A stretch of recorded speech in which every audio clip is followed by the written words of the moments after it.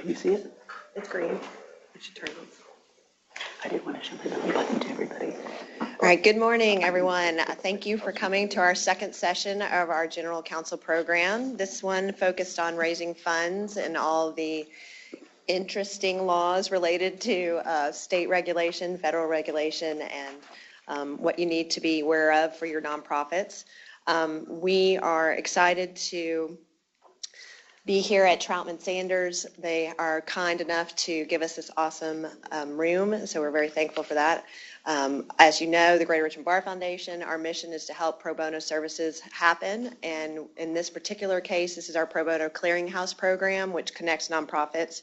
If you have not ever heard of it, I encourage you to take a look at our website to see what you're getting involved in, but we have helped over 600 different nonprofits, individual legal issues, and this is just a different way for us to take a look at how to help nonprofits more proactively instead of having them come with things already on fire. Perhaps this is a great way to have them get ready for their missions better. So you are in part 2 of a 5-part series training. We have all of them scheduled, and you will be receiving registration links. In particular, I encourage you to make the October 25th session part of your calendar, if at all possible.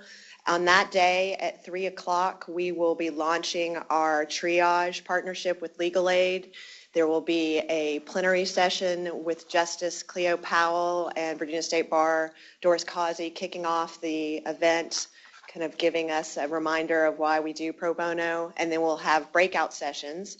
And the General Counsel will have a breakout session particularly focused on tax, but there will also be a lot of more details about the nonprofit clients and how we were going to do the matching for the General Counsel program starting in 2018. So I encourage you to come. And then the best part, free cocktails and food afterwards for our pro bono celebration, where we will, among other things, be handing out awards, including one to one of our presenters today, not to embarrass him on the front end, but Bill Gray is this year's recipient of the Ben Lacey Pro Bono Clearinghouse Volunteer of the Year Award. So I hope you will come and join us for that. So I know that some of you have probably already read the materials on our website, but just in case, I wanted to kind of give you a kind of update on where we are with our nonprofit client gathering.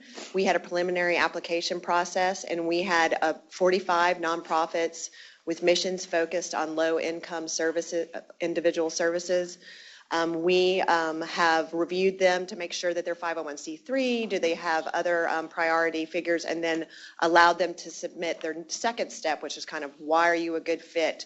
What are the services you've provided? Have you ever engaged legal counsel? Do you think you have any legal issues? Try to get a little bit better understanding of their intent. And we are going to be collecting those up through October 16th, so we won't really know how many do the second step until that date. But we plan to cull that list down to 20 to 25. And so we're going to be looking for matches for 20 to 25 nonprofits.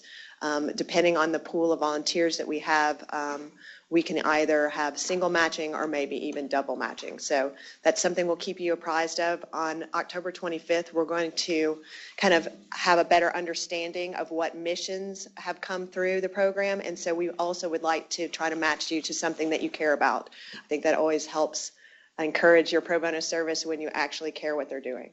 So we'll do that.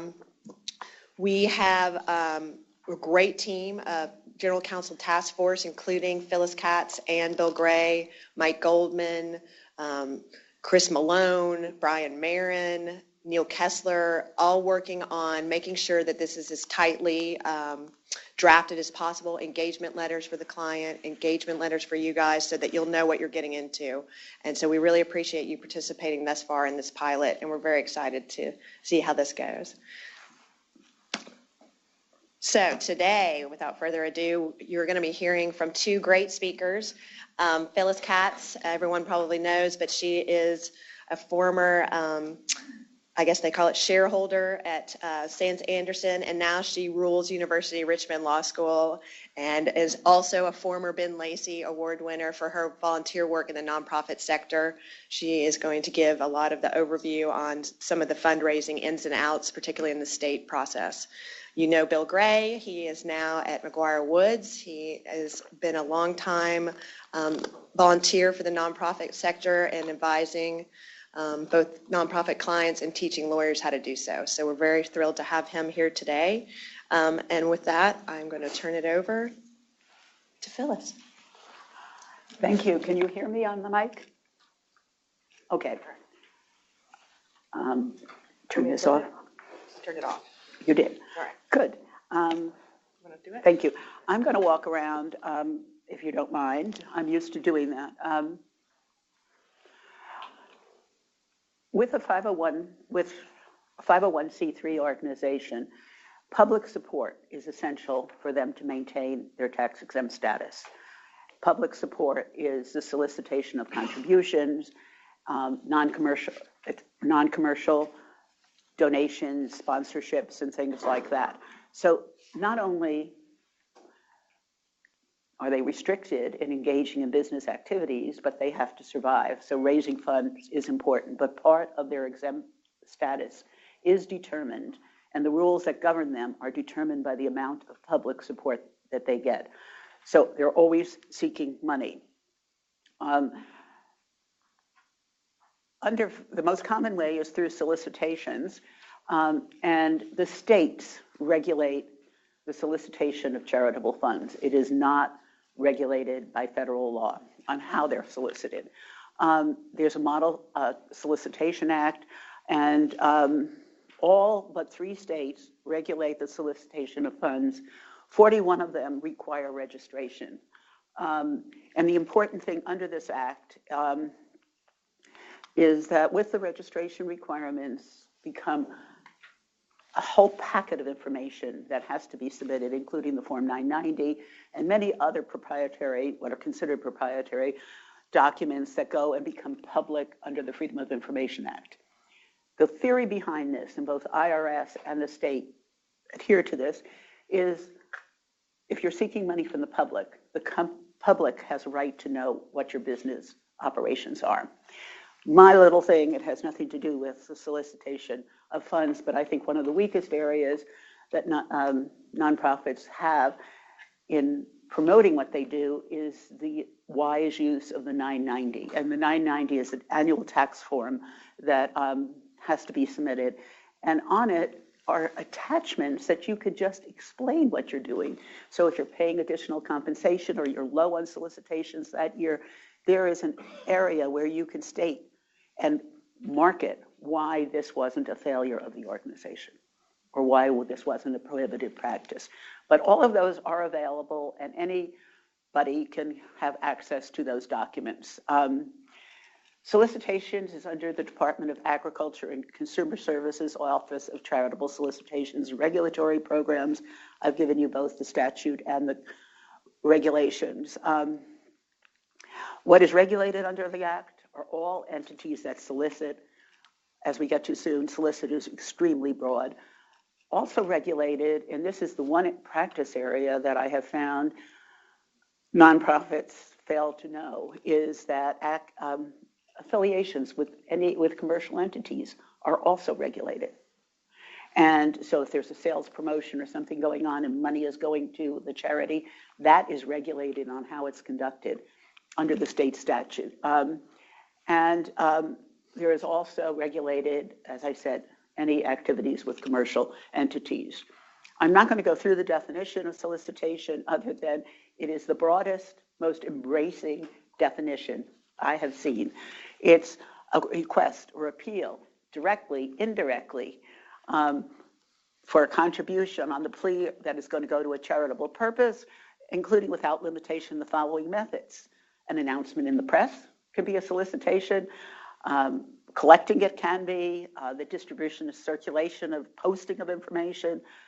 We can go through the definition. It embraces any and all means that an organization or an individual may reach funds, including putting out your hand. And it's irrelevant whether you get a contribution or not.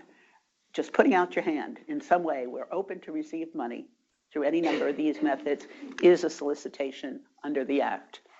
The registration requirement applies to all persons, and there are two categories of exceptions. Churches do not have to register. But what others may not know is educational institutions, member solicitations, health organizations, etc.,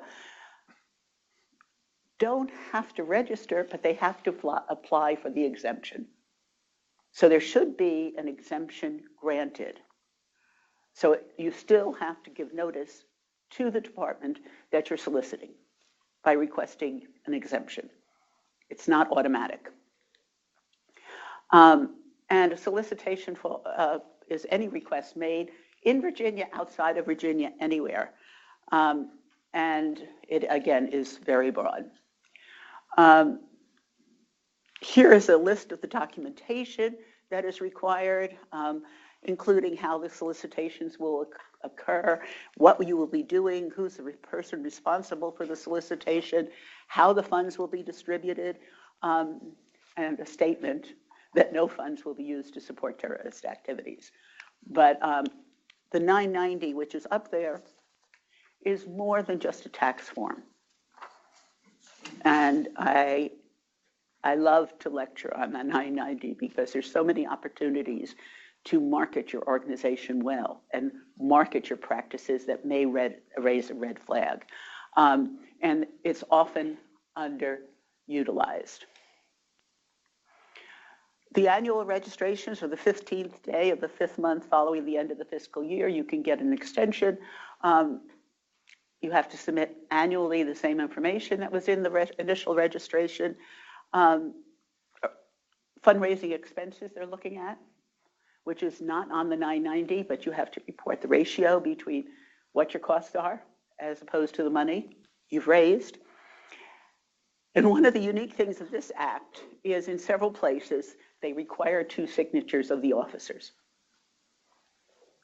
Not just the board members, not the executive director. They want the officers to be responsible for what is being submitted and the accuracy of the information. So annually, 2 officers have to sign. Here you have all donors have to be listed and they're subject to public disclosure. Now, that is the general rules of a solicitation. Basically, any ask, anywhere. If it's within Virginia, you register within Virginia. And by the way, there is the interstate, and I think there may be a frame on this, but the internet solicitations and others may require registration in multiple states depending where the funds come from. So it's not that you're registered in Virginia. If you raise a certain amount of funds or don't raise those funds, you may need to apply for the exemption in North Carolina, Maryland, West Virginia, DC, depending on where you're coming from.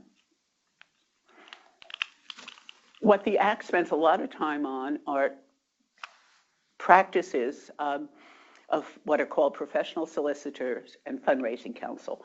Professional solicitors are the telemarketers who go and call us all. Would you support this? They are a private business that is engaged in soliciting on behalf of an organization. And fundraising counsel are your advisors on fundraising, but not employees. So these are 2 outside entities, persons, for which there's specialized contract provisions that are required. It requires a contract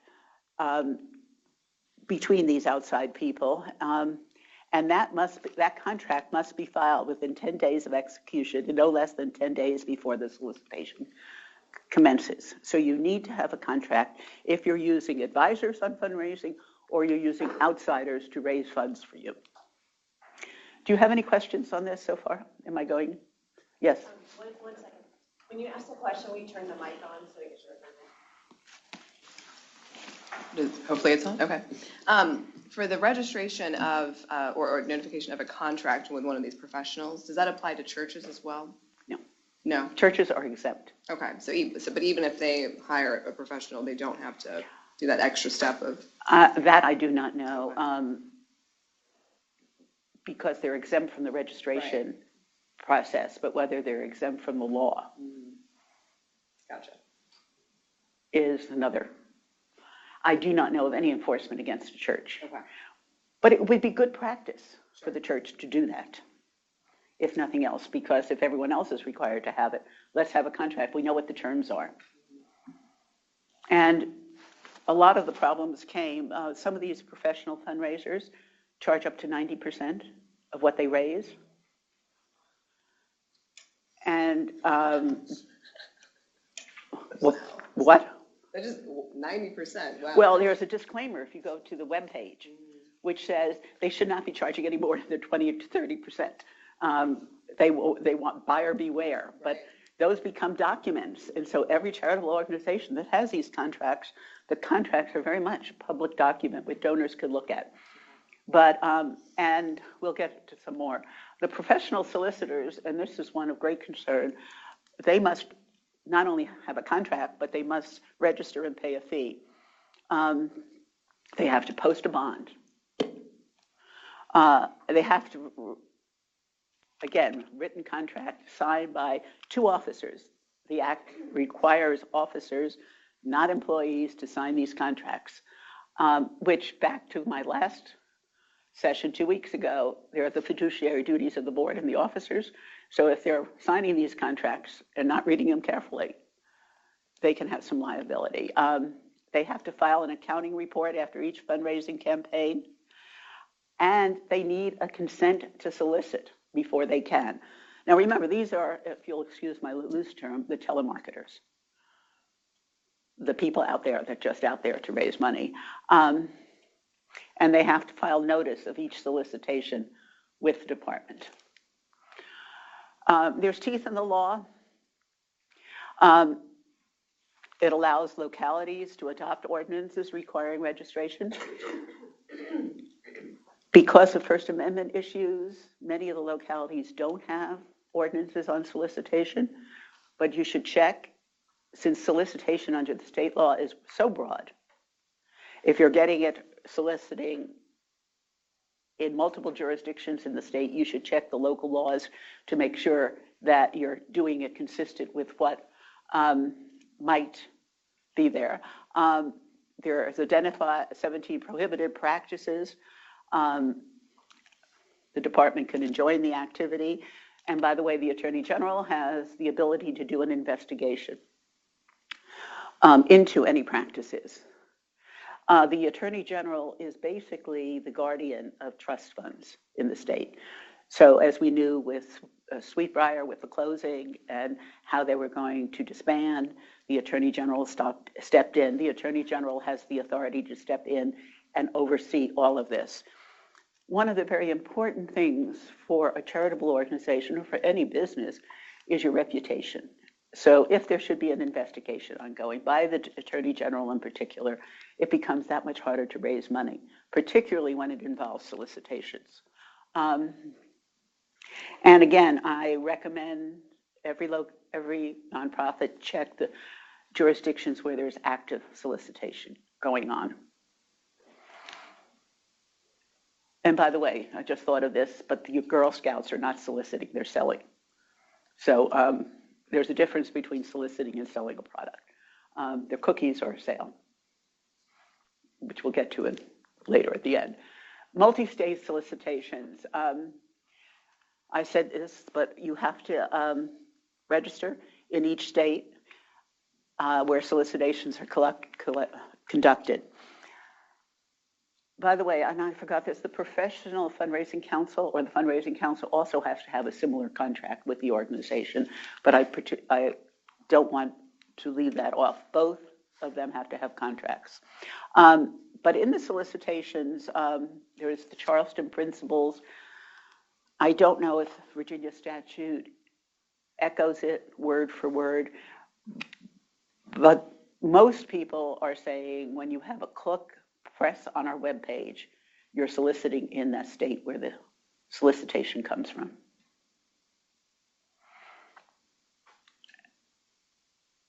Some of the best practices may be to limit, we're only accepting donations from X state, so you don't have to worry about filing in every state. Other organizations, particularly the national ones, automatically file in each of the 47 states where registration is required. The world of the internet solicitation has just so blossomed that there may be some litigation coming. I recommend to charities that they track where their donors live and in which states to make sure that they don't have to submit a whole registration packet. But many of the nonprofits I've worked with don't even track the jurisdiction from where the money comes from on the internet. So it's a good practice. And records need to be kept. Those records need to be produced. It's just opened up a whole world, the internet, in many ways. Any questions on that? I don't have a clock. I don't know where my time is. Am I okay? Oh, you're fine. I'm not fine. This is my favorite area of the law, charitable sales promotions. And that's what it's called, and it's highly regulated. Just yesterday, I got all the nonprofits that send me information, I learn a lot of examples from. But just the other day, I got a notice that said, we need 16 more people to sign up their rewards at Kroger's to our charity, and we'll be able to get the money from Kroger's. So Kroger's uses somehow its rewards program, instead of giving you the credits, gives it to the charity. And this particular organization, which is a very small one in Richmond, gets about $4,000 a year from Kroger's. So it's nice, but that's a charitable sales promotion. Any relationship where money is going to go from a private entity through the sale of merchandise to the charity is a sales promotion. Here's a definition. It's an advertised sales promotion that features the names of both the commercial co-venturer, which is the commercial entity, and the charitable organization. The notice or promotion has to state that the purchase of goods or services or thing of value that they normally sell will benefit the charitable or civic organization.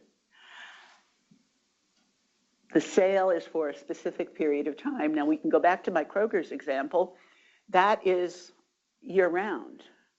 So it may not fall under this statute. But I often get coffee at Elwood Thompson, for example, and there they have a board saying, here is the money we've given to charity this week. They have always been extraordinarily generous. But I keep saying, do you have contracts? You're engaging in a sales promotion. But it is for a limited period of time. The terms of the sale are you pay the full price for the thing of value, and I retain the purchase. Now, some of these, like Amazon Smiles, that is a commercial sales promotion, but the charity it goes to is Amazon Foundation. So they only need one contract with their own foundation, and then the foundation, like a donor-advised fund, gives the money back.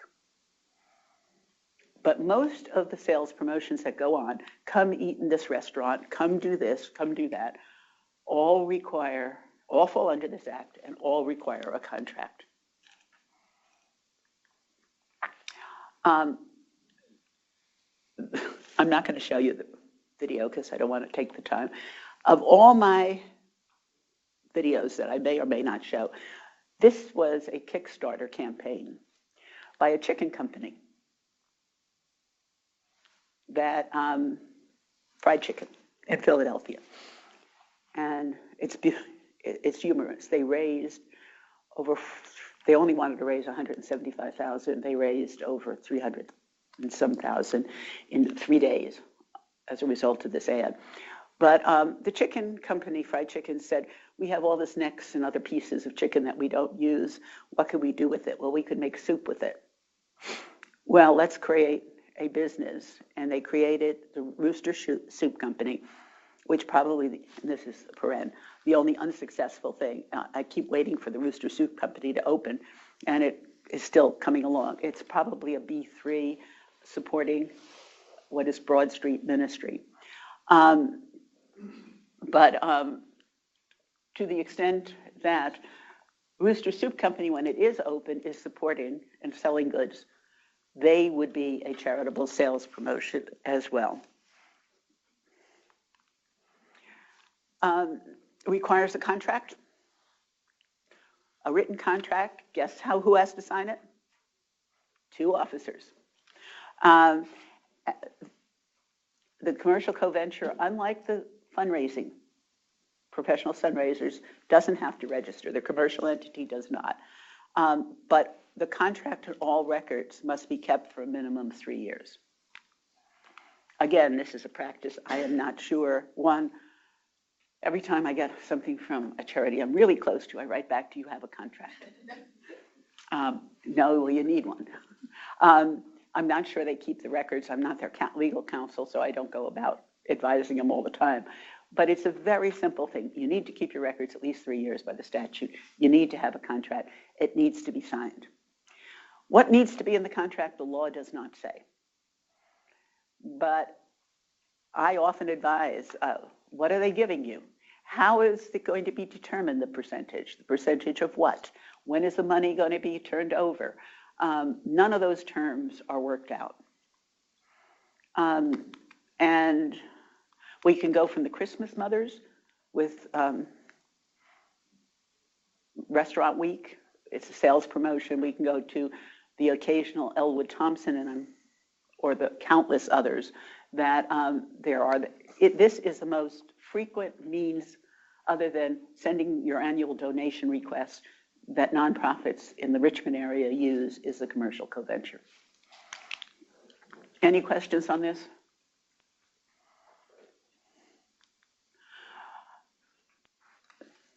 My favorite topic, and you don't have any questions. It's my favorite because it's the blind stare that I get. And the other thing that I do get a blind stare on, and this was just over the weekend, to an organization, and I wrote, because of a practice that I questioned, and I said, they didn't have a contract either for going and volunteering at an event and being promised some money. Again, they don't think ever of getting a contract. They don't know what the terms are. They're willing to give their services. They're willing to give their name, and they're not asking for a contract. So to the extent that this law, with 2 officers signing it, is saying, be aware, you need to negotiate, you need to write down what you're getting, how you're going to get it, and when you're going to get it. And the last thing I wanted to talk to you about is unrelated business activities. And more organizations are getting into that. This is not state law, this is federal tax law, IRS code. Basically and simply, the nonprofit got its exempt status because it had an exempt purpose. Business activities are not exempt functions. Up until 1950, the law was you can engage in any kind of commercial activity as long as 100% of the funds go to the charitable organization. And then lo and behold, NYU law decided to buy Muller's Macaroni Company and all the stock, put it in a foundation. And it was running a macaroni company, the foundation. And it went all the way up to the U.S. Supreme Court, and the U.S. Supreme Court said, it's okay. The flow of money, if the money goes back to the charity, fine. It doesn't matter that they're running a macaroni company, and we don't care, competitors, Ronzoni and others, they can compete with you.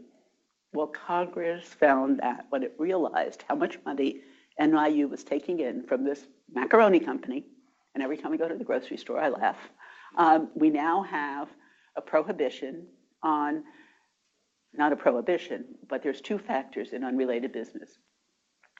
If it's unrelated, you pay tax on the income. So it's a taxable activity. If it's substantial, most of the time you're engaging in this business activity, you can lose your exempt status. One of the areas that nonprofits do not track, and they should for sales promotions, they should for everything, is volunteer time.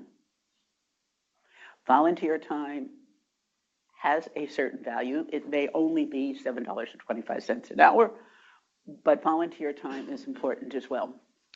So they look at all your activities, how much time, energy, resources of the organization are going into this, and if it's sufficient, you can lose your status. Now, there are many exceptions to this.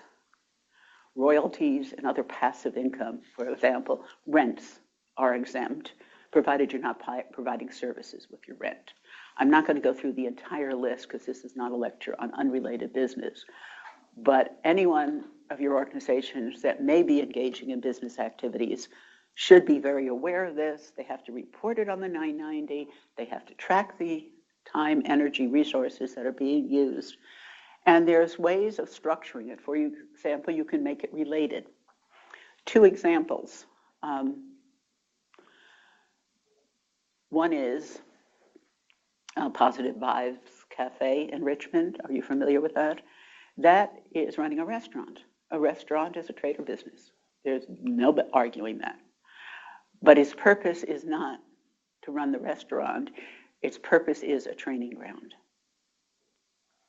Another exemption under here is where all the activities, or substantially all, are done by volunteers.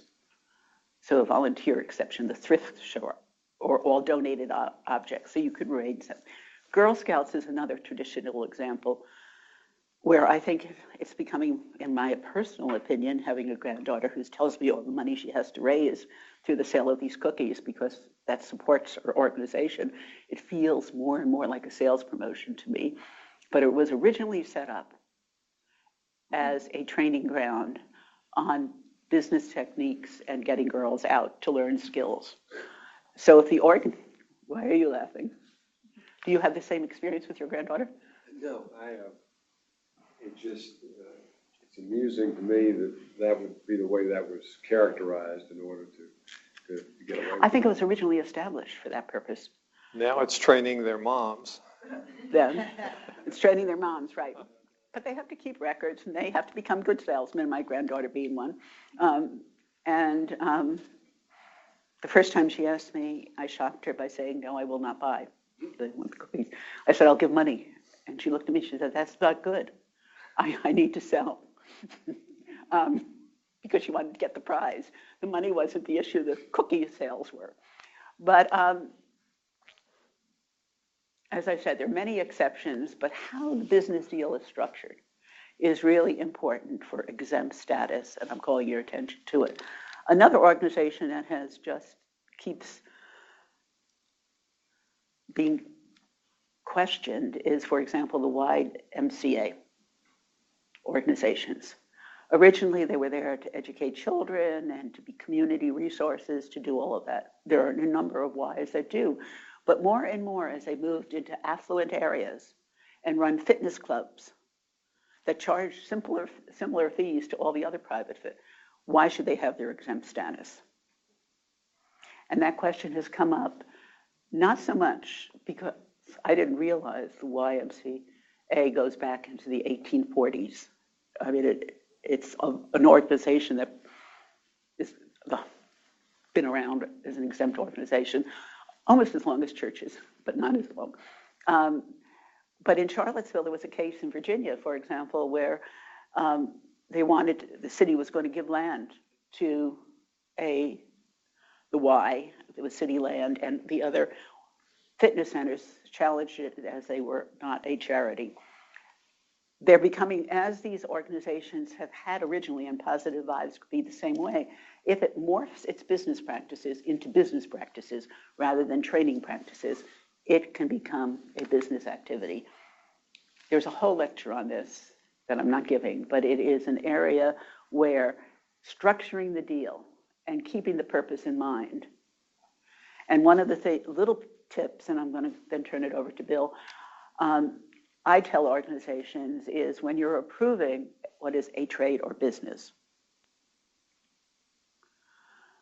always have in the minutes to reflect a conversation. How does this relate to our exempt purpose, other than generating money? Because that's the test. It has to, if you can fall under a related business, then you can. Gift shops, for example, are convenience, and there's an exception for that. But I once drove the Historical Society gift shop crazy as I walked around and said, why are all these butterflies? Why is everything with butterflies? Tell me how butterflies relates to Virginia. And no one could give me an answer. So I usually wear my butterfly pin that I bought that day. I said, at least train your staff to say butterflies, fertilize, whatever, or did whatever. And it's very important to Virginia. But when they're there for convenience or to promote the mission of the organization, they are a related activity and they can fall under it. But the more they get commercialized, the less they are.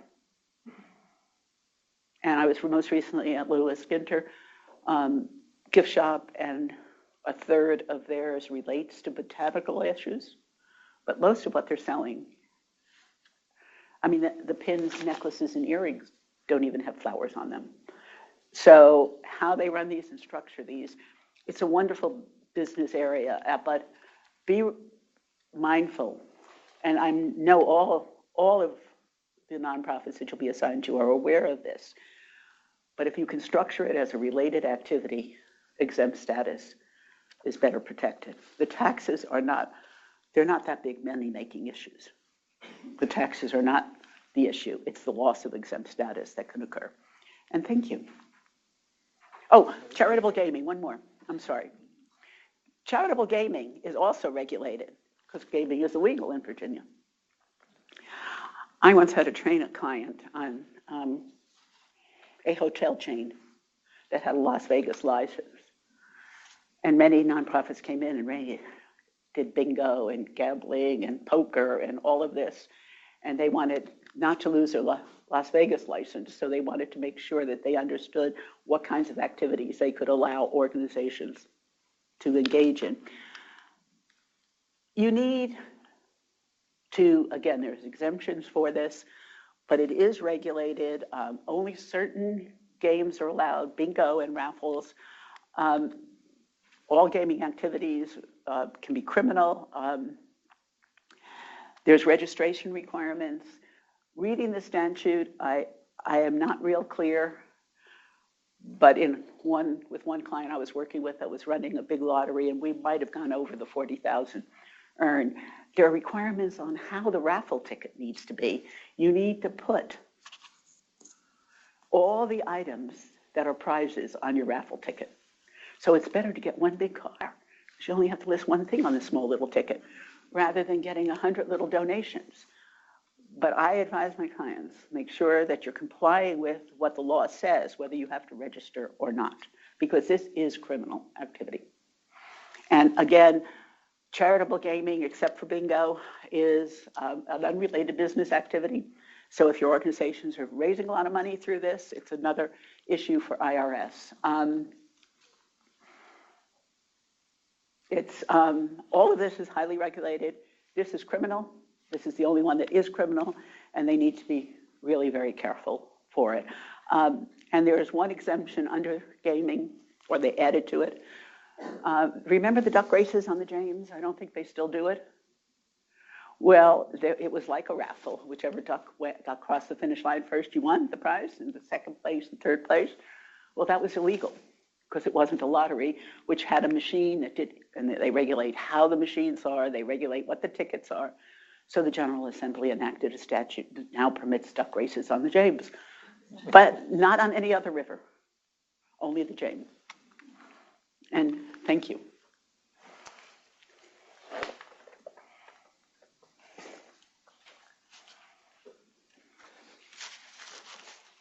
Well, thanks, Phyllis. We're going to change focus in a minute and look more at some charitable giving issues and things like that. But let me just emphasize a couple of things that Phyllis said before we move on. First of all, you need to be clear that even if your organization qualifies for an exemption under the solicitation statute, those exemptions are not self-executing. You have to file once to claim the exemption. Right.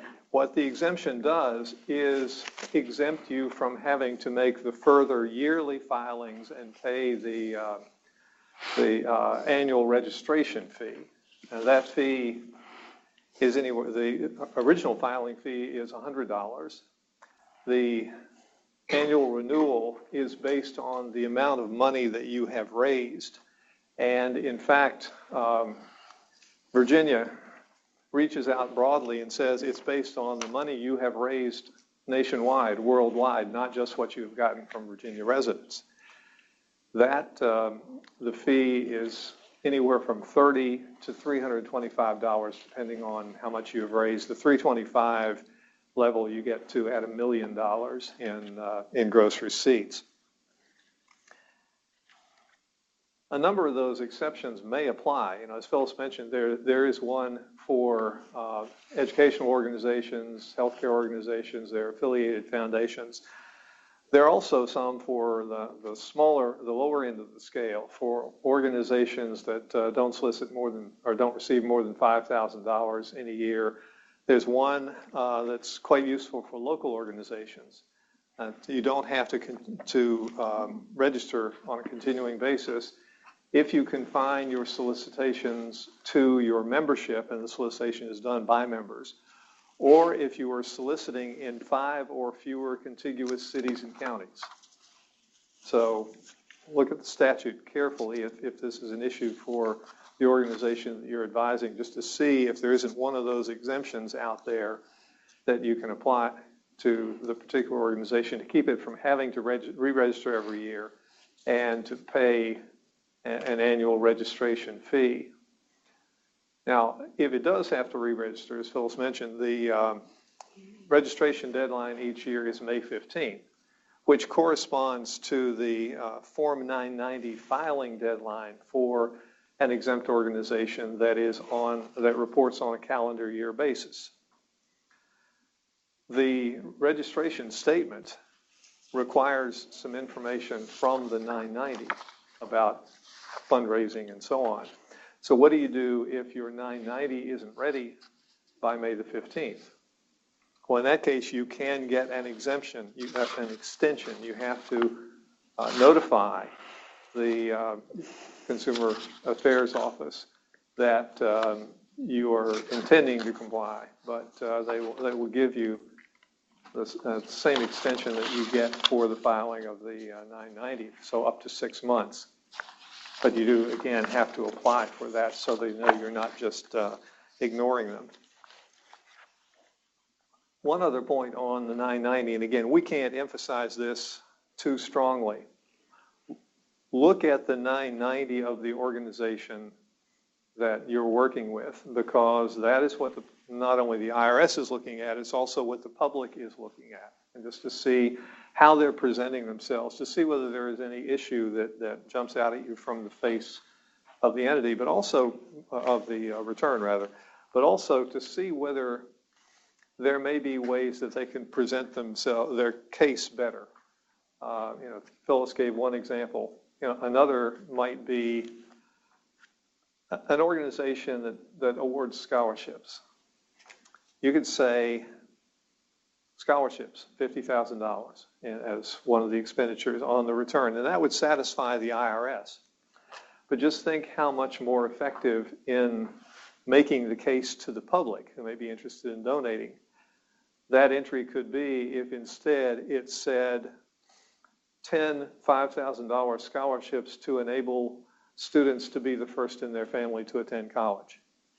You can do that on the 990. You don't have to put just the minimum response. And as Phyllis mentioned, you can attach whatever explanations or other documents you think may be necessary, not just to report properly to the IRS, but to make your case to the public who are going to be looking at the 990s as well. May I just interject along with that is the compensation is another area.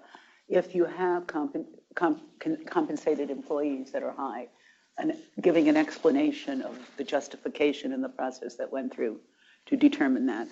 And Recently, particularly if there's some deferred compensation on there so that you've got a big number that well, just isn't recently, I looked representative. up Chautauqua Institute for other reasons and I don't know what its annual budget was.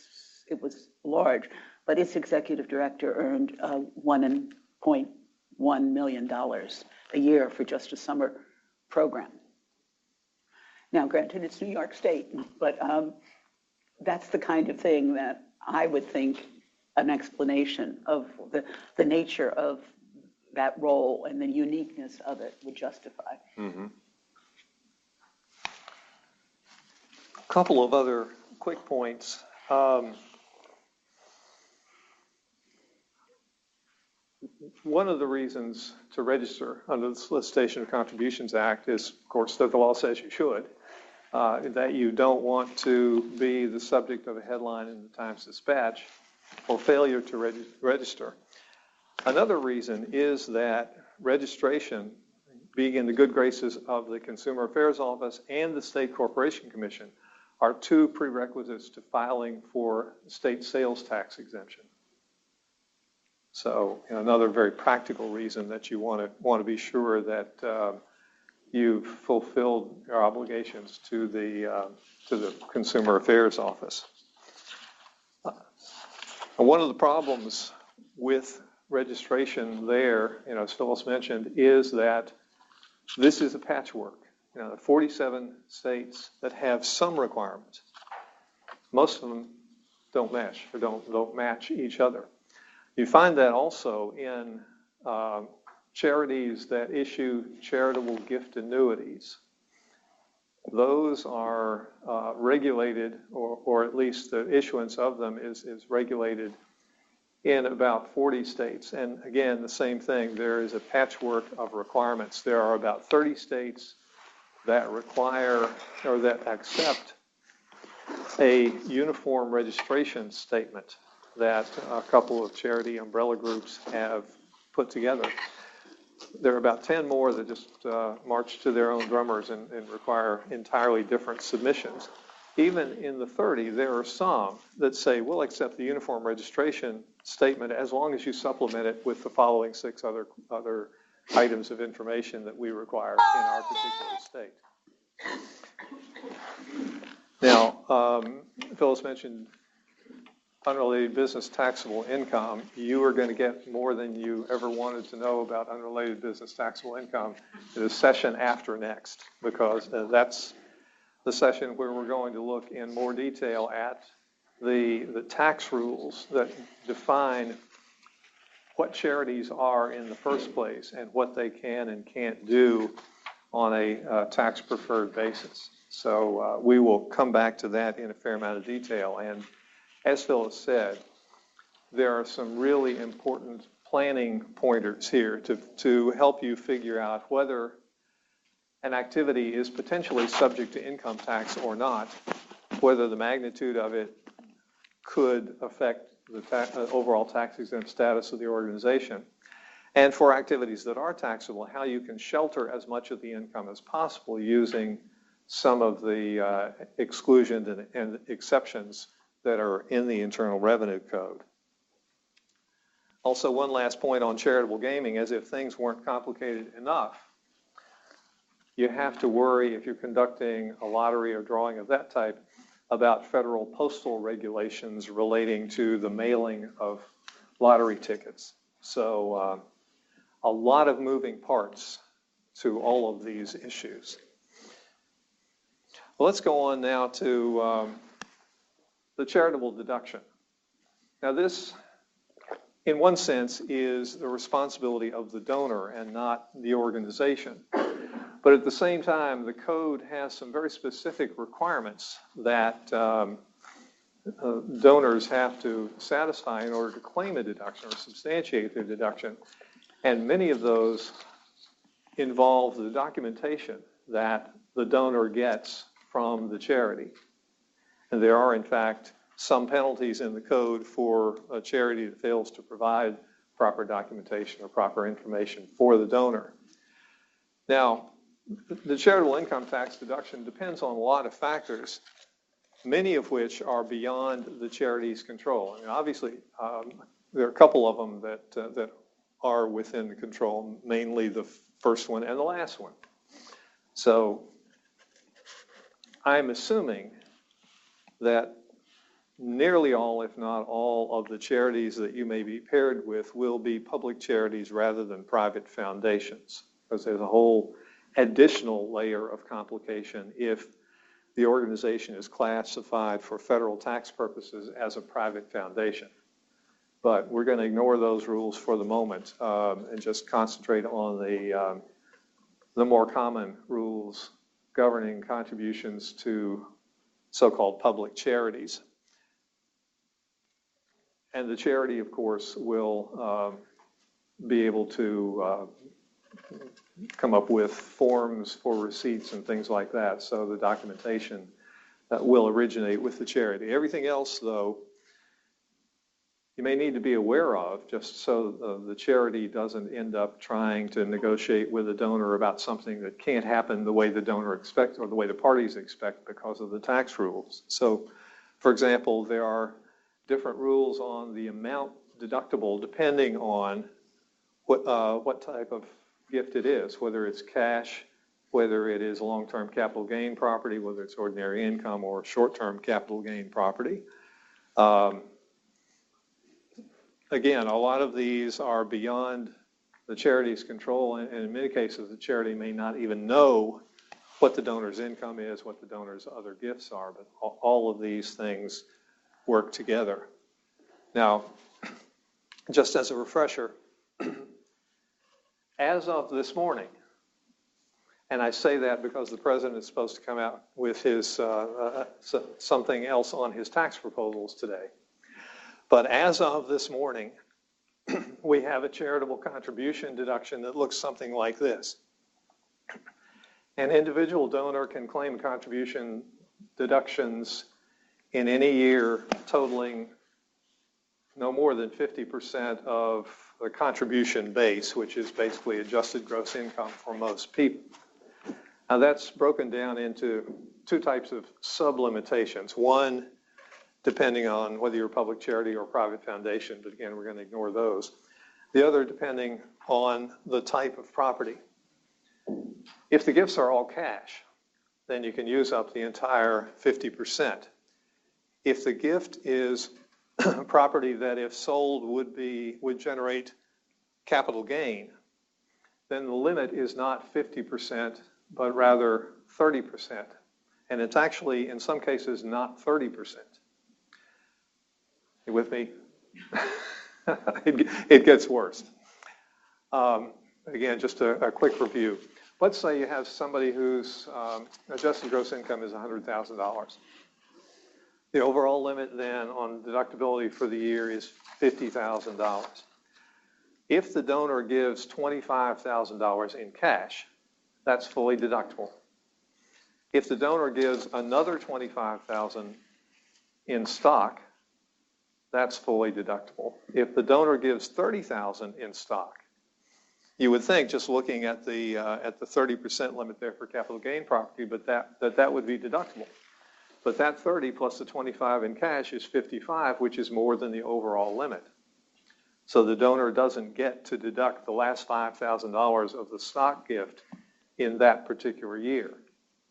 Now the deduction is not lost. It can be carried forward for up to 5 years. So the donor can take that $5,000 given this year and apply it against taxable income next year, and could keep doing that if there were excesses for 5 years. You know, at the end of that 6-year period, the year of the gift plus 5 more, then any deduction that hasn't been used is lost. But that's the basic rule. And you know, if you have property that would not generate long-term capital gain if sold, normally you get to deduct only your cost basis, not short-term capital gain and not anything that would be ordinary income. Now, big typo on this slide, there are special rules for fractional interests.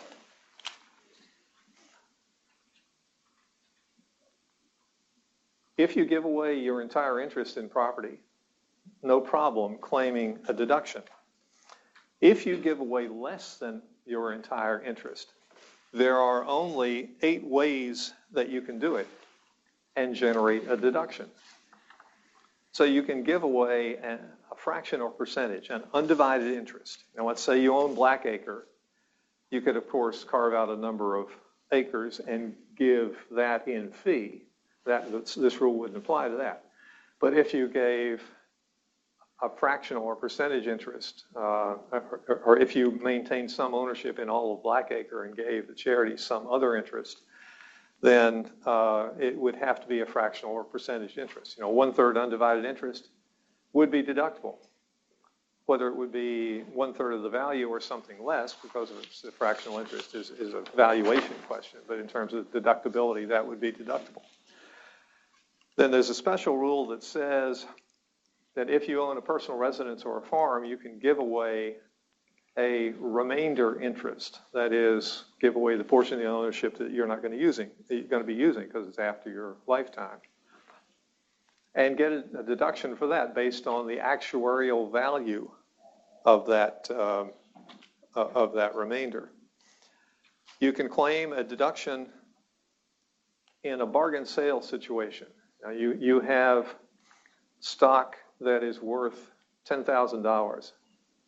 You say, I paid $5 for this, let's vary the math. I paid $4 for this. I would like just to get my investment back. So charity, I will sell this $10,000 worth of stock to you for $4,000. That's a bargain sale. And in that case, you get a deduction for $6,000 because you have conveyed $10,000 in value to the charity and gotten only $4 back. There are also charitable remainder trusts where a trust is set up to pay an individual an amount for either a fixed dollar amount or a percentage of the principal value every year for life or for a term of years. And at the end of the lifetime of that term, then the rest, whatever is left in the trust, goes to charity. Again, you can get an upfront income tax deduction for the actuarial value of that remainder interest. And there's a charitable lead trust, which is just the mirror image of the charitable remainder trust. In that case, the charity gets a stream of payments for a period of time. And at the end of that time period, then whatever's left in the trust either comes back to the donor or goes to the donor's designated beneficiaries, children, grandchildren, et cetera. And that can be used primarily for estate tax or transfer tax planning purposes. There is typo number 2, pooled income fund. Charities are not fond of them these days because they've kind of fallen out of favor. But you do still hear occasionally of a charity that has, a larger charity that has a pooled income fund. Probably not any of the charities that we're going to be dealing with in this program will have a pooled income fund or will be worried about qualified conservation contributions or gifts of artwork or copyrights. But those are the other 3 ways that you can give less than your entire interest and still get a deduction. Now, there are more special rules. There are exceptions to the exceptions and exclusions and so on. If you are giving tangible personal property to a charity and the charity is going to use it in its exempt activities, you give a computer to a school, you give a piece of artwork to an art museum for its collection, generally you get a fair market value deduction. If, however, the charity is going to sell that property and use the proceeds in its exempt purposes, generally your deduction is limited to your cost basis, what you paid for it, if the fair market value is greater. Because of all the games that people were playing with blue book values and so on for car donations, there are special rules that confine a deduction for a vehicle donation. That can be an automobile, it can be an airplane, it can be a motorboat, for example. Confine that deduction to the amount that the charity gets for it when it sells the property. Now, again, there are a couple of exceptions there. The special rules for intellectual property, if it's something that's going to be generating royalties over a period of years. There are special rules for interest-free or below-market loans, and basically what those say is that there's no deduction available, even for the foregone interest. Why? Because it's not one of those 8 fractional interest ways that you can give less than your entire interest in property. Gifts of personal services. Now,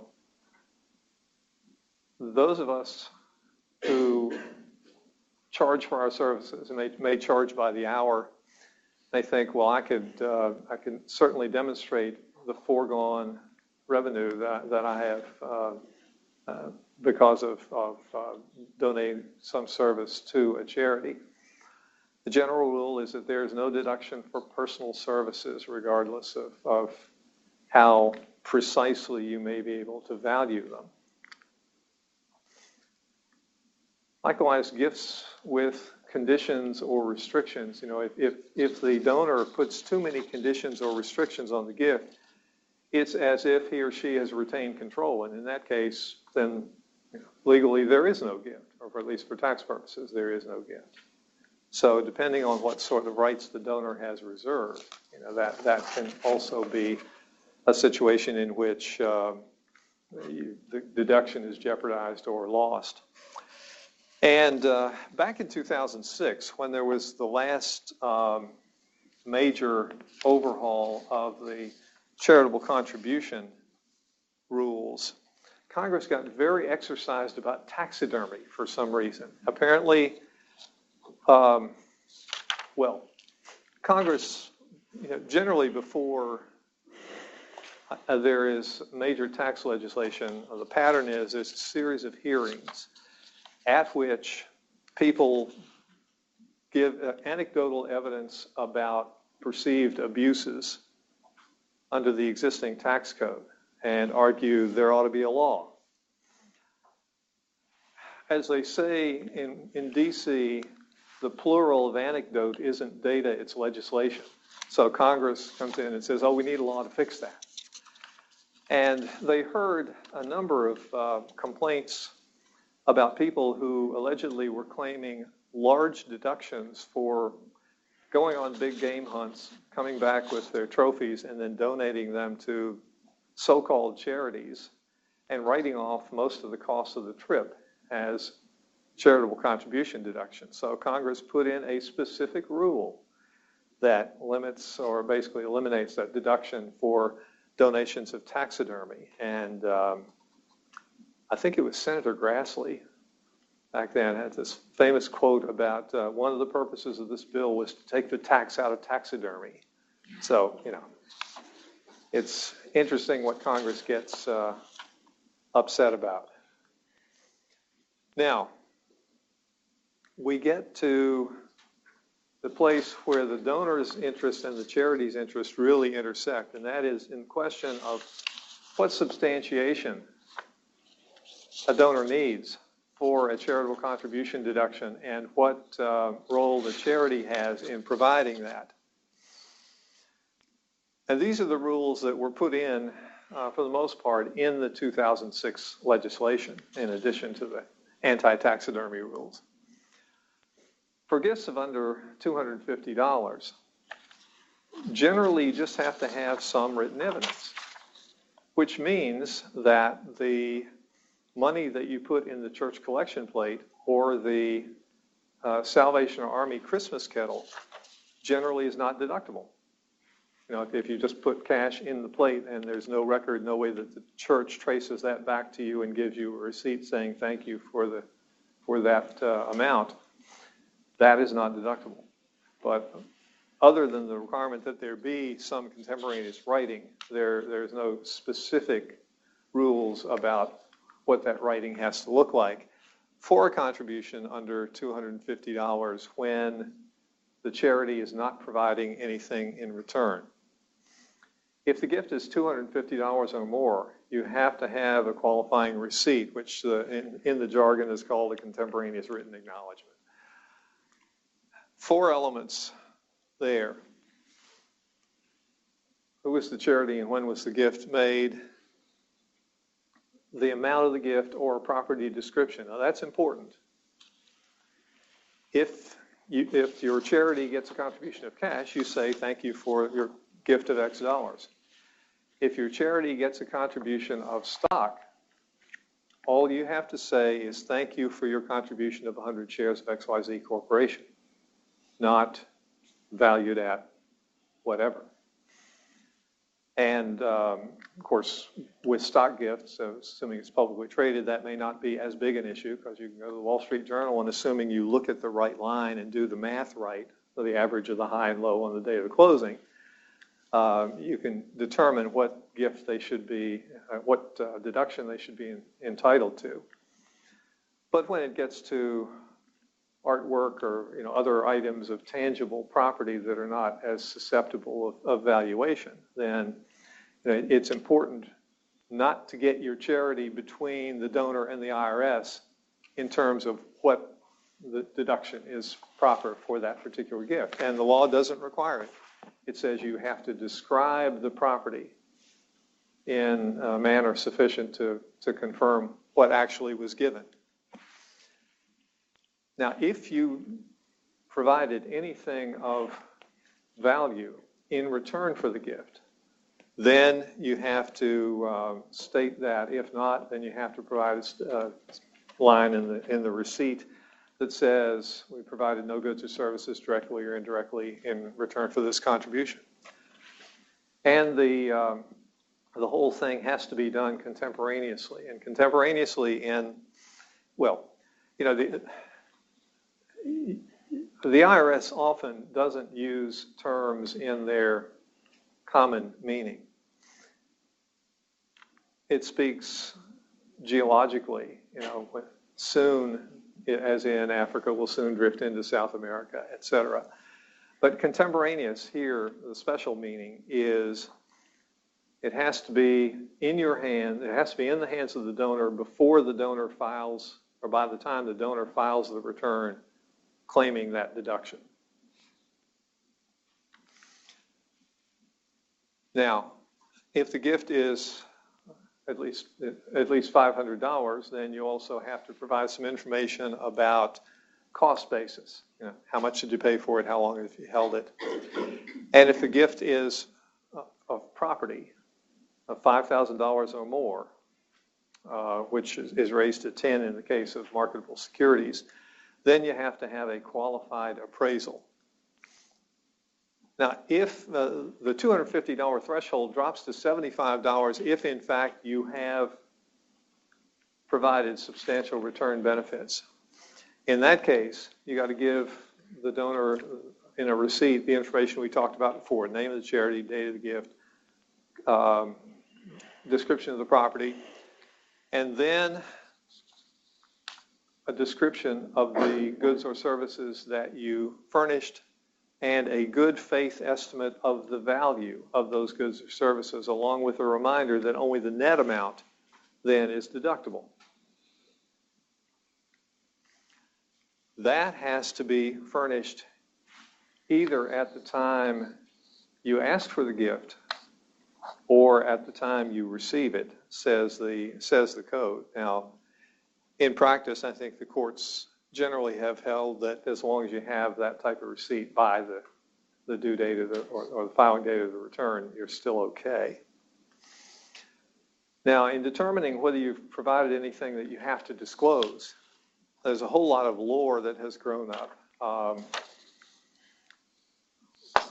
The statute says that you don't have to take into account intangible religious benefits. So your church pledge, temple dues, whatever it may be, you don't have to then value the religious experience that you have. There are two other sort of disregards One relates to the value or the value of what you gave to the donor. So if you give them back a keychain, a coffee mug, something like that, that didn't cost more than $10.70, and they gave you a gift of at least $53.50, then the value of the keychain, mug, et cetera, doesn't have to be disclosed on the receipt or netted out against the contribution. Now, where did those numbers come from? Out of the devious mind of Congress. They started out at $5 and $25, and they're indexed every year for inflation. So over the years, they have grown to those levels. Also, if the goods and services you have provided are valued at less than 2% of the total value of the contribution, or less than $107, whichever is less, then you can disregard those. And you can also disregard some benefits that are just too hard to value.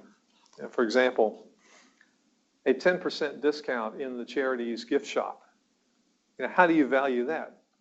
Because you have no idea whether the donor is going to use it at all or is going to do all their Christmas and birthday shopping there. So the value varies dramatically. Same way with something like free parking for events at the museum. How many times is a donor going to use that? Now that applies only to payments of $75 or less, and this area has gotten so confused over the years because of these changes in the indexing of some items and not the indexing of others. But just be aware that there are a lot of requirements that a charity has to be aware of in providing proper receipts to its donors. Now, what if it's something like a banquet, a gala? You have to provide a good faith estimate of what those goods or services are worth. The regulations say you do that based on what one would have to charge in the community for comparable goods or services, whether it's a meal, whether it's entertainment, whatever it may be. It's irrelevant what it costs the charity, because what you're looking at is what did the donor get back in return for the contribution. Now, they say that if there are no close counterparts in the charity area, you can go over to the commercial side. What would it cost to go to the restaurant on the corner and have a comparable dinner? What would it cost to go to Regal Cinemas and see the movie if you're going to a charity movie premiere or something like that? And then aggregate the value of those components to figure out what the good faith estimate needs to be. In that, again, they've made a few concessions to reality, fairly few, but there are some. You can ignore the presence of a celebrity. Now, this one is kind of counterintuitive, because if you are advertising lunch with Warren Buffett, then what the donor has to deduct from his deduction has nothing to do with the presence of Warren Buffett. It is the value of the lunch. And that would be, whether it was Warren Buffett, LeBron James, Donald Trump, whoever you want to pick. The same way, in general, the surroundings are immaterial. So if you have the dinner at, in one of the galleries at the Virginia Museum of Fine Arts, again, you can ignore that surrounding, or you can ignore, what a normal person would have to pay to have lunch in that gallery if the museum rents out that space. So, again, not necessarily intuitive rules, but ones that you need to be aware of.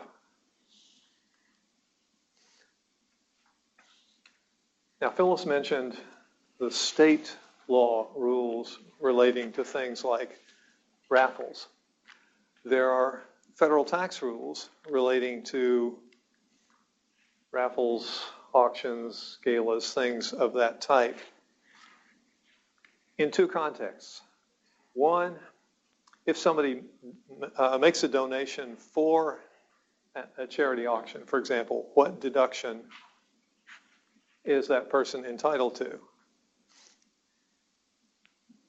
Again, it depends on a lot of factors. What type of property is it? Does it run afoul of one of the partial interest rules, et cetera? So the deduction may be fair market value, it may be cost basis, it may be nothing. So for example, I give a piece of art appreciated in value to a charity to be auctioned off. My deduction in that case is limited to my cost basis, because remember we talked about the rule a while ago saying that if you give tangible personal property that a charity is not going to use in its exempt activities, then the deduction is limited to basis. Let's say I had a condo at Wintergreen and I donated a week at the condo to a charity auction. What deduction do I get there? I can show what it rents for. So what I would charge for, and maybe even charge for that same week if there are different scales for different times of year. But the answer is there's no deduction. Why? Because of that partial interest rule we talked about a minute ago. That's not an undivided fractional portion of all my rights in that piece of property, for example.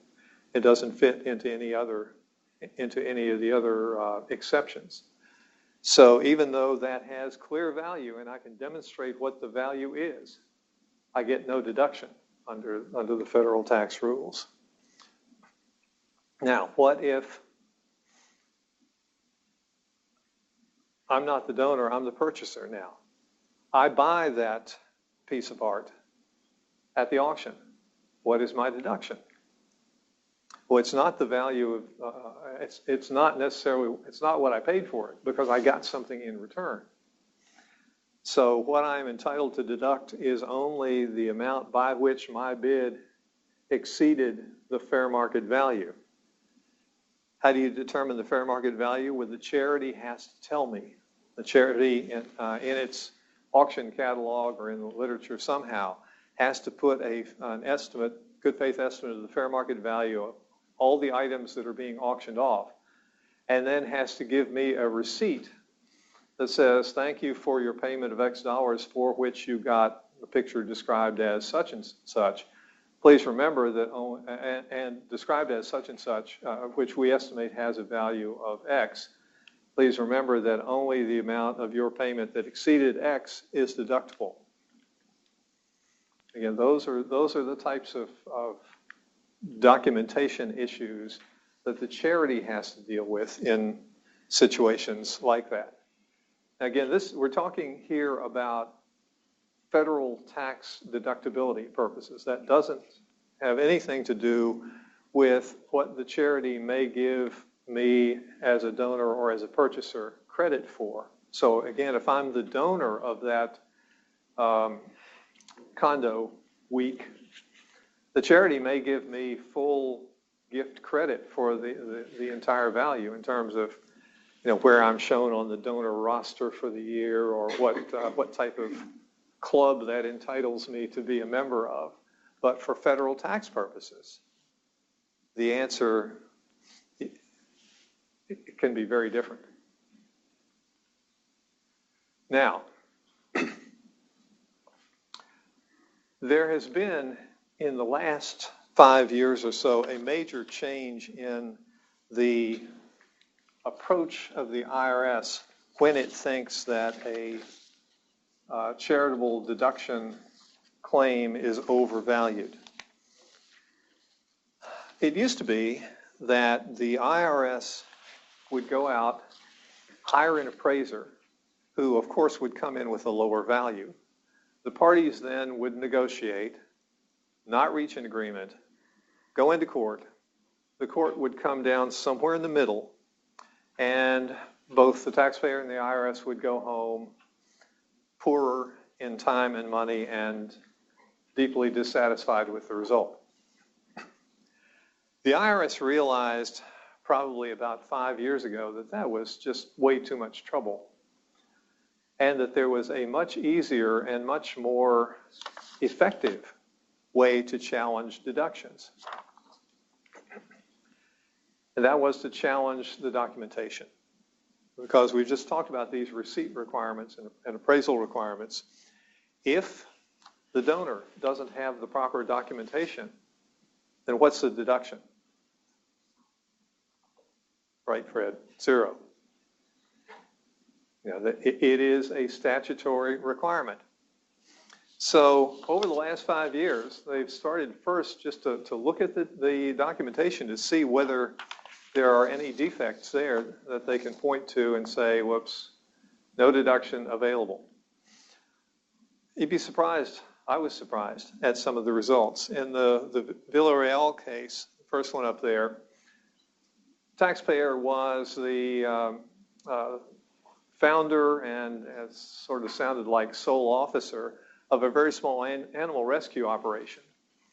And she put out a good bit of her own money each year for animal food, vet bills, things of that type, kept meticulous records, was able to show exactly how much she had spent, and claimed a charitable contribution deduction for those amounts because it was a recognized 501c3 charity. She got no deduction because she didn't write herself a receipt. She said to the court, well, that's kind of ridiculous. I mean, I'm basically the organization. The court said, I'm sorry, but it's a statutory requirement. You have to have a receipt that meets the requirements we talked about. And since you didn't have one, couldn't produce one for the IRS, you get no deduction. Now, could she have gone back and gotten a receipt?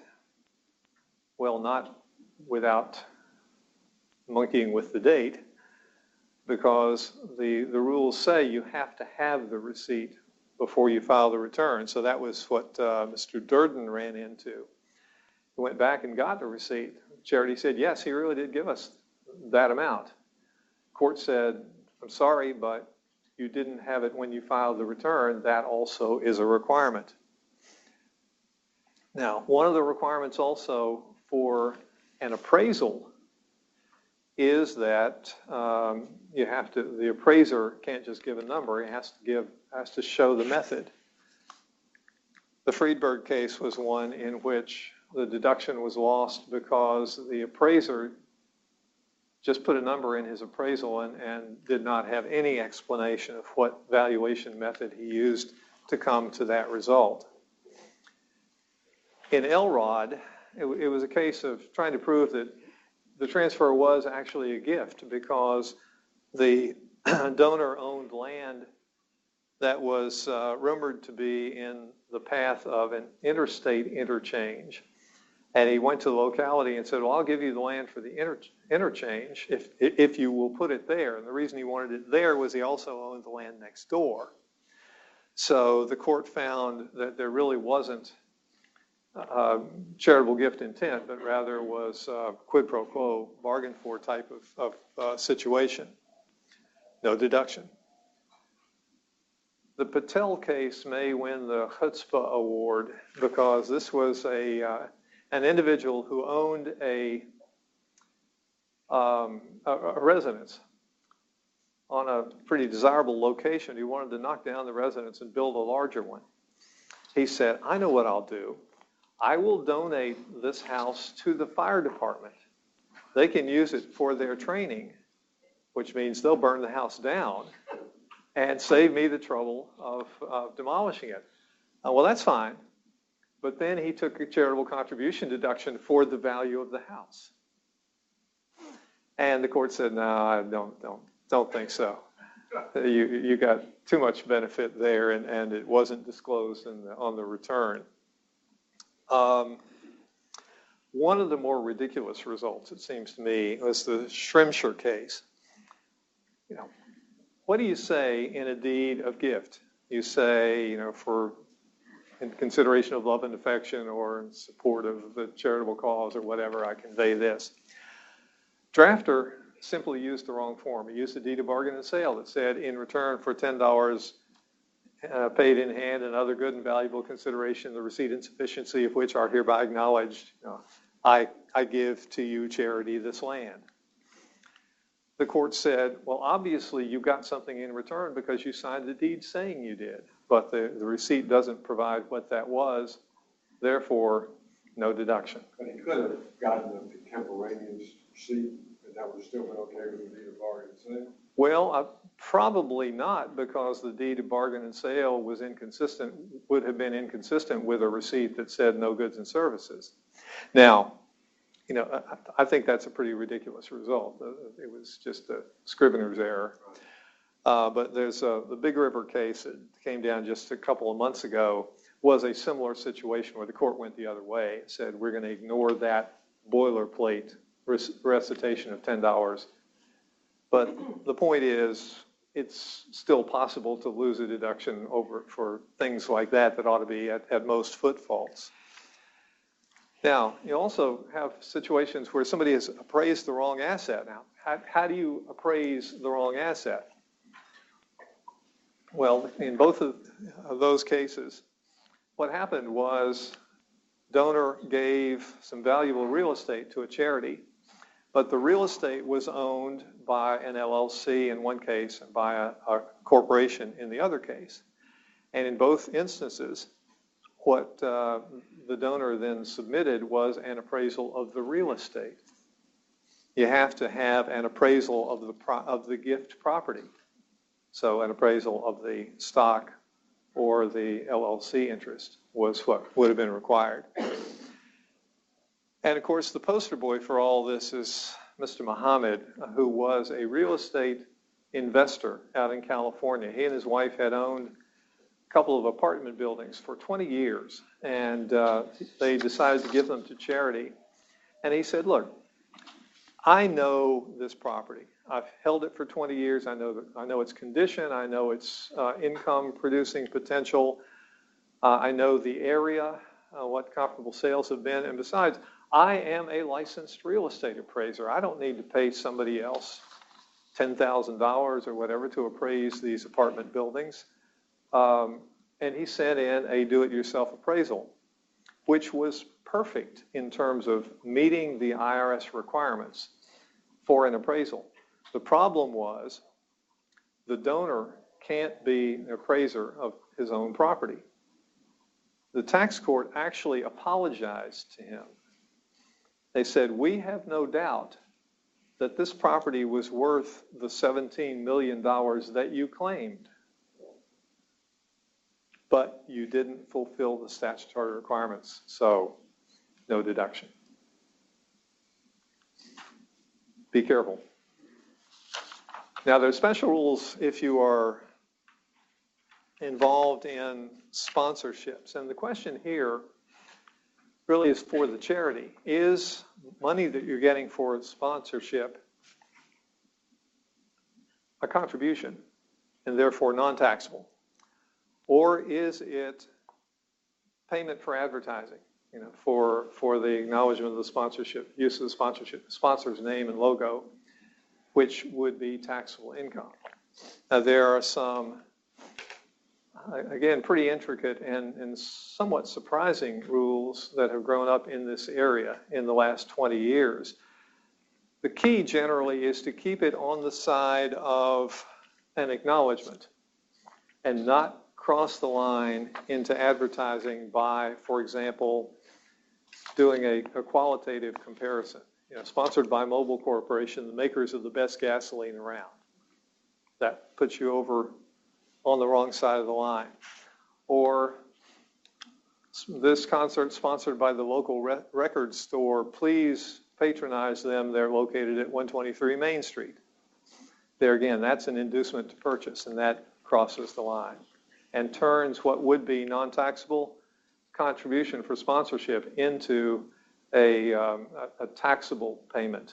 So if you were planning on having 100 cents of those dollars to use in your programs, and suddenly you've got to divert a third or whatever the amount is for taxes. That can put quite a hole in your budget. Now, there are a number of helpful IRS publications, and the IRS website itself has a lot of good material on this as well. Now, in the little time that we have left, we want to look briefly at restricted funds and endowments. And I could subtitle this perhaps Up MIFA, Uniform Prudent Management of Institutional Funds Act, the best friend that most charities don't know they have. Because when you're dealing with endowments or other restricted funds, under common law, it was a mess. The state rules varied from state to state. The rules within a state varied depending on whether you were talking about funds held by a trust or a corporation. Trustees, in many cases, were personally liable for any investment losses, and so tended to be overly cautious in their investments, which meant that a lot of institutional funds and endowments missed out on growth opportunities or investment opportunities because the investors were afraid of personal liability. And if you had a restriction that became outmoded over the years for whatever reason, it was very difficult to get it changed. So back in 1972, Virginia adopted the first statute in this area that standardized the rules between trusts and corporations, also made it clear that you could expend funds from an endowment, whether they were technically income or principal. You couldn't go into the so-called historic dollar value, the original principal of the fund, but any growth or income above that was fair game, regardless of whether it was characterized as capital gains or ordinary income. It also shielded the officers or directors who were in charge of the investments from personal liability for actions taken in good faith, and it provided some means for modifying restrictions when that became necessary. Problem was, that was based in part on the theory that the stock market only could go up because, that historic dollar value floor assumed that you were going to have some growth to make distributions from. When an endowment went underwater, under UMIFA, the preceding statute, the Uniform Management of Institutional Funds Act, you were effectively locked out of your endowment. There were also some other statutes that had been enacted in the meantime that seemed to have inconsistent standards for governing investment decisions and things like that. So in general, it was time to update UMIFA. So in 2006, the General Assembly adopted UPMIFA, the Uniform Prudent Management of Institutional Funds Act. Now, I don't think they intended to suggest by that title that anything done under the previous statute was imprudent, but rather they wanted a title to distinguish this, and not just UMIFA 2.0. So it swept the country. Within 6 or 7 years, it was the law in every jurisdiction except Pennsylvania.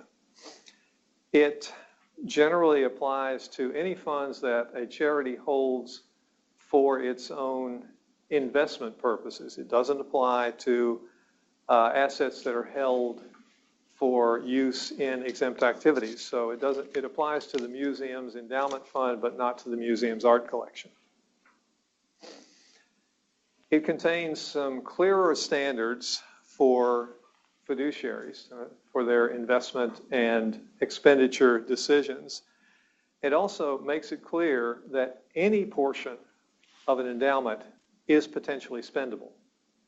You're not restricted to maintaining the historic dollar value. Obviously, the idea of an endowment is that that's what you're trying to do, but does allow principal to be spent in appropriate situations. And then there are a number of useful procedural rules. So again, it applies to basically anything that is held for investment purposes. And it uses the term endowment to mean anything that's not totally expendable currently.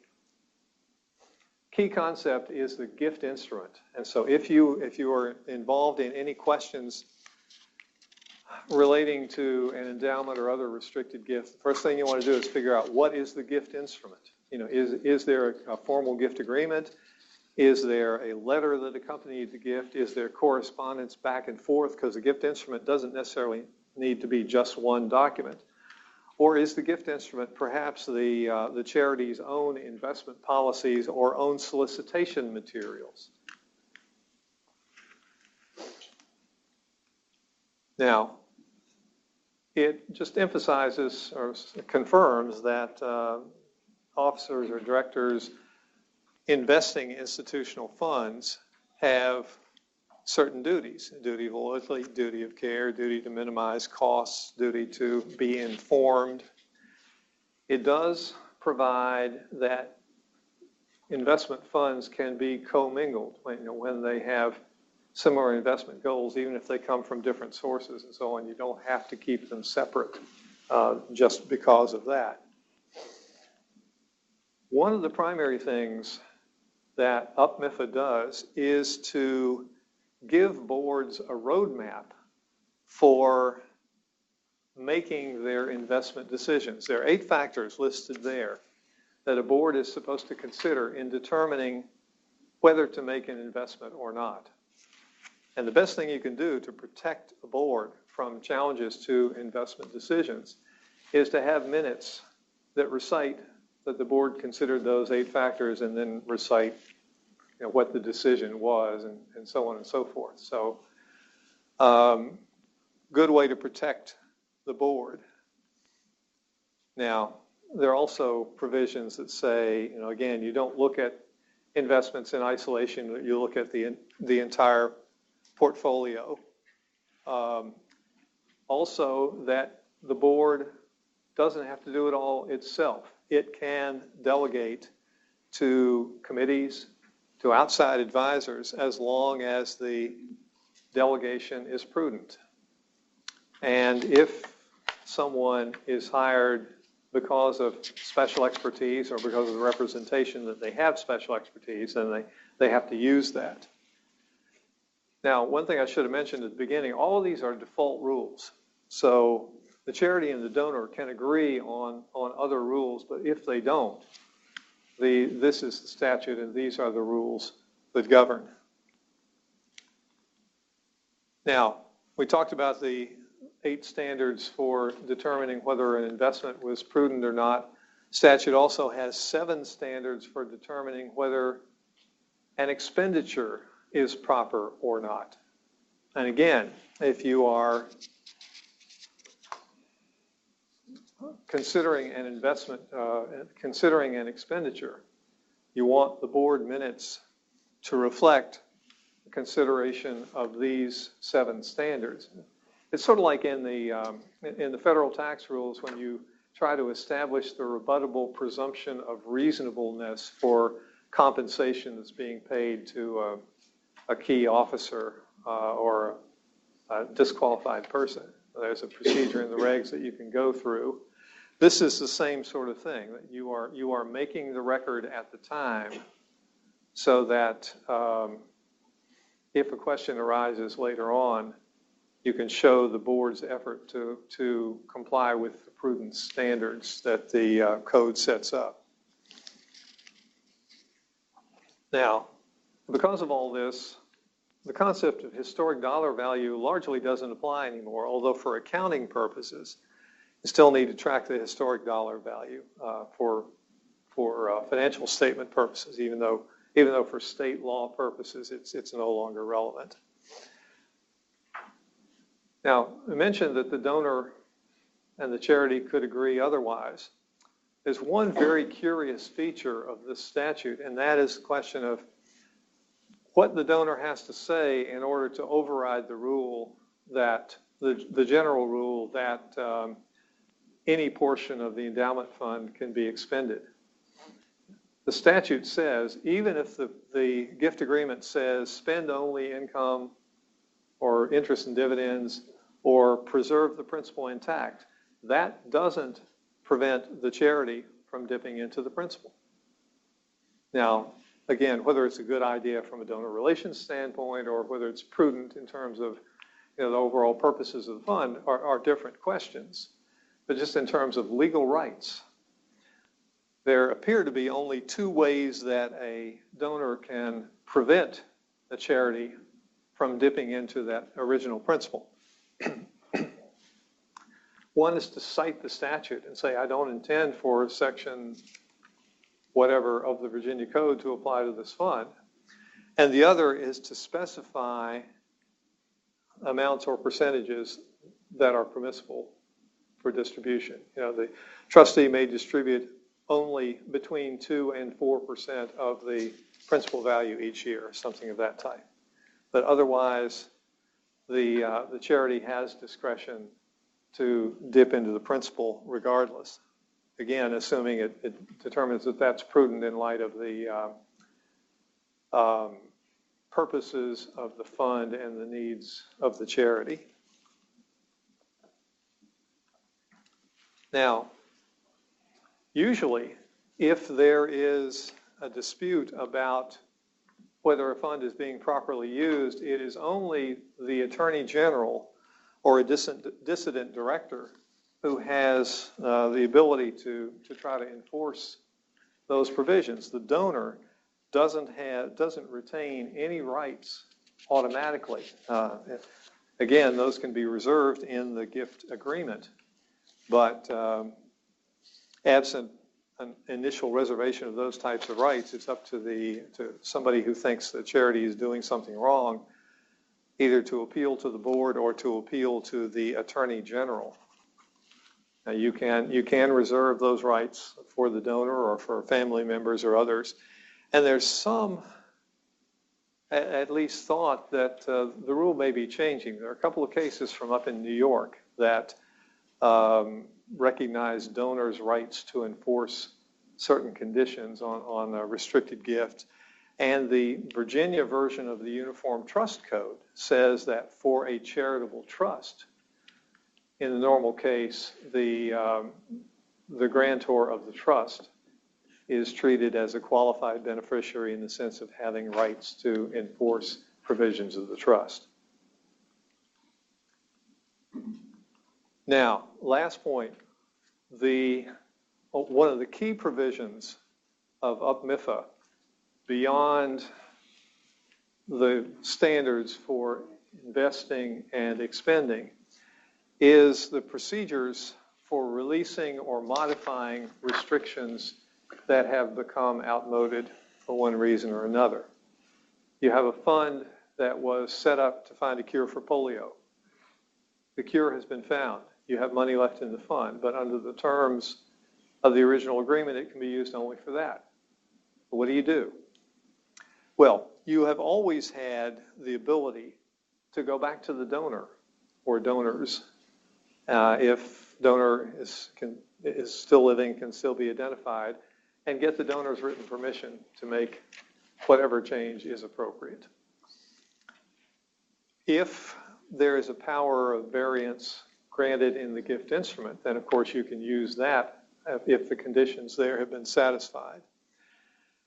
And you have been able to go to the circuit court either for equitable deviation if it's a matter of changing some procedure, some investment authority or something like that, or for cypre if the whole charitable purpose needs to be changed.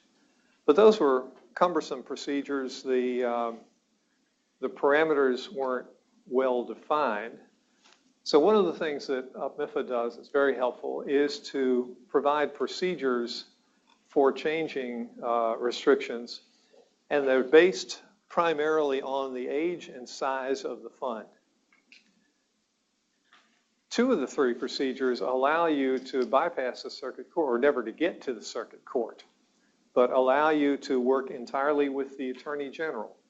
So if you have a fund that is at least 20 years old and not more than $50,000,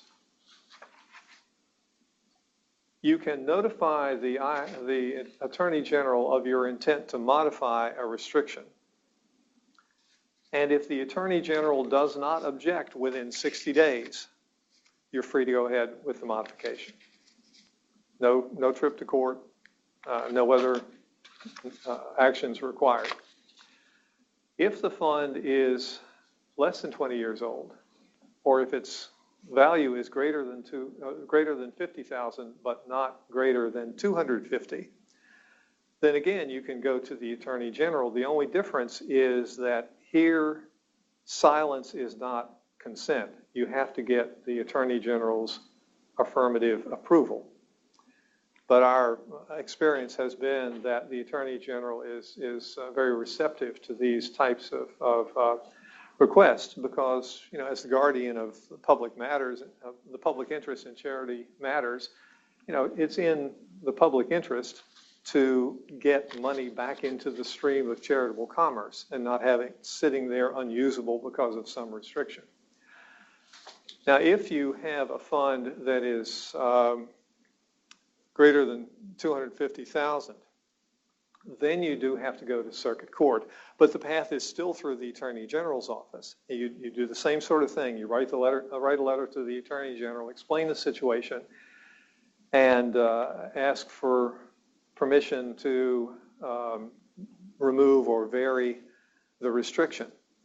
In this case, what you normally do is send to the Attorney General a sketch of an application to the circuit court and an order that would remove or modify the restriction.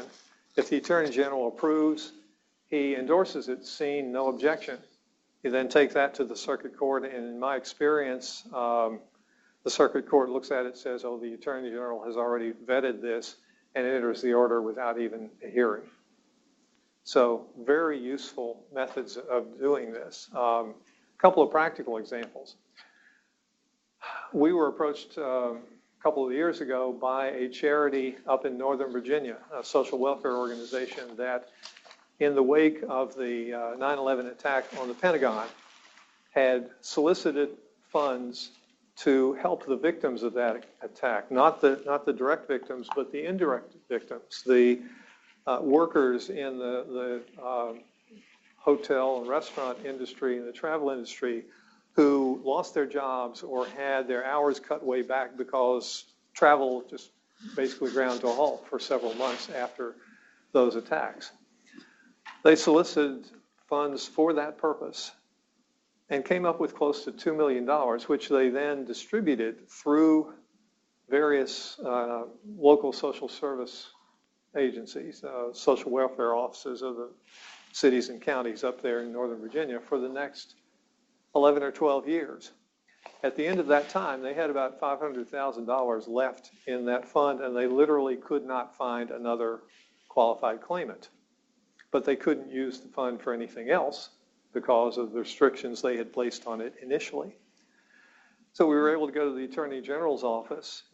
We had then to go on to the court because it was more than $250,000, but the Attorney General said, sure, let them use this for their other charitable purposes. And the court, again, entered the order without even a hearing and freed up $500,000 to go to other social programs up in Northern Virginia. That's a very simple example.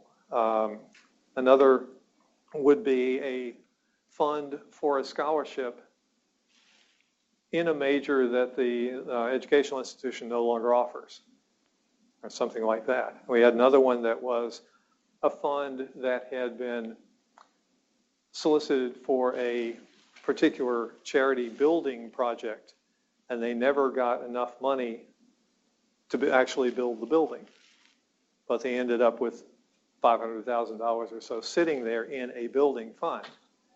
And we were able to simply get the Attorney General to endorse their removing the building restriction and using those funds for their other charitable purposes. In this case, the building was going to be a library, so the other purposes were related to, disseminating information about several subjects that this charity was concerned about. So, a number of situations where you can use that very simple procedure to free up funds, get them back into to use for their charitable purposes, despite some restriction that may have been put on initially. We are probably at the end of our time at this point. We'll be glad to stay around for a while to field any questions you may have. Or again, this is not your only opportunity, because if you are willing to come back for the more training sessions, we will try to allow some time in the next 3 sessions to take any questions people may have come up with in the meantime relating to what we've covered in the first 2 sessions. And also, we have had a couple of these copies of the Good Counsel book, which we are, if your firm is not ready and willing to buy you a copy, we can look at how can we subsidize this copy for you. They're about $60. But what we have found, including Ms. Katz, who has even met with the author up in New York City, this is a great book. It's a resource that has a lot of different chapters that are very much kind of in line with what we've been talking about. And at the end of each chapter, there's like an audit checklist. Kind of puts everything in a context in my mind that's really helpful. It might not be that's all you do, but it's a really great way to put all this incredible knowledge that Bill is sharing, that Phyllis is sharing, into a context. There's a chapter in here about fundraising and how you need to be aware. It's obviously not Virginia specific, and so we're supplementing the Virginia laws in these trainings. We're going to have recordings available. We're going to give you links. So don't feel, if you're sitting there thinking, wow, this is way too intense information, don't worry. We are going to be here, and we're going to have mentorship for you guys. So we're really excited that you're coming, spend your day with us. And the CLE number has not been provided to me.